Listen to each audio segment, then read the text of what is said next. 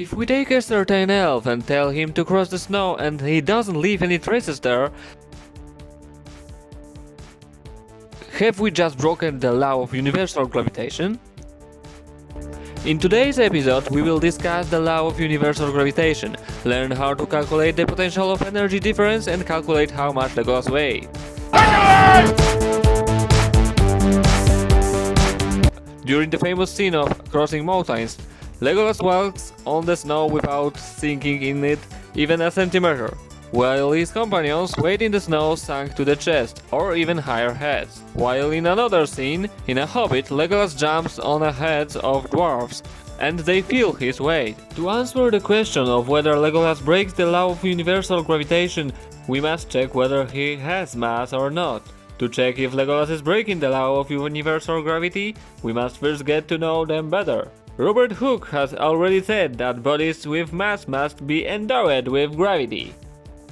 It's my law. The law of universal gravitation says that 2 points or spherical masses attract each other with forces directly proportional to the product of their masses and inversely proportional to the square of the distance between them.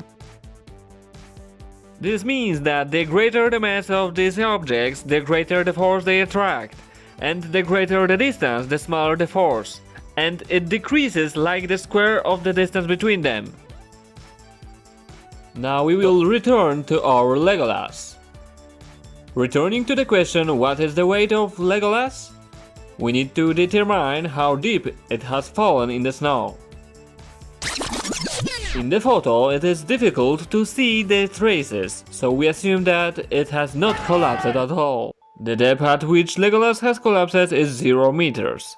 The maximum pressure that we can exert on snow so that it does not collapse is 3100 Pascal, so the greatest force we can act on square meter of snow is 3100 newtons.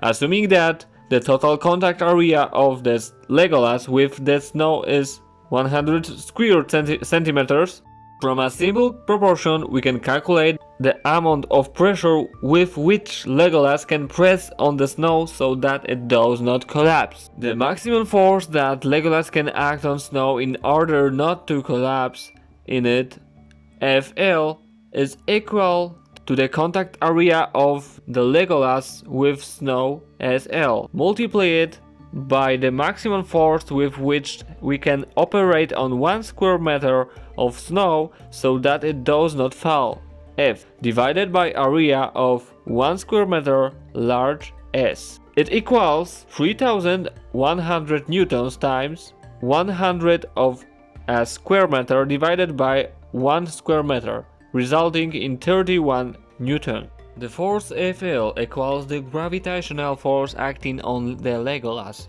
so we can calculate it from a simple formula. The mass times the gravitational acceleration, g. Therefore, the Legolas mass is their 0.01 kilogram. Of course, we assumed that gravitational acceleration in Middle-earth is equal to what we observe in reality on Earth. Not only because the presented solutions are a theoretical construction, we've illustrated as with some laws of physics binding in reality, not necessarily in Middle-earth. And now we count the difference in energy of potential Legolas if we assume it fell 1000 meters down the cliff. Let's say that initially it was at the height of 2000 meters large h, fell to the height of small h 1000 meters. The difference in potential energy will therefore be delta E, equal to the weight of Legolas times gravitational acceleration times in brackets big letter h 2000 meters minus 1000 meters small h. The difference in potential Legolas energy is 31,000 newtons times meter. Newton times meter is new joule unit. We can write it as 31 kilojoules. In summary, Legolas does not break the law of universal gravitation because it does not exist in reality. It is a fictional character. If it existed, it would have the weight less than 3,1 kilogram.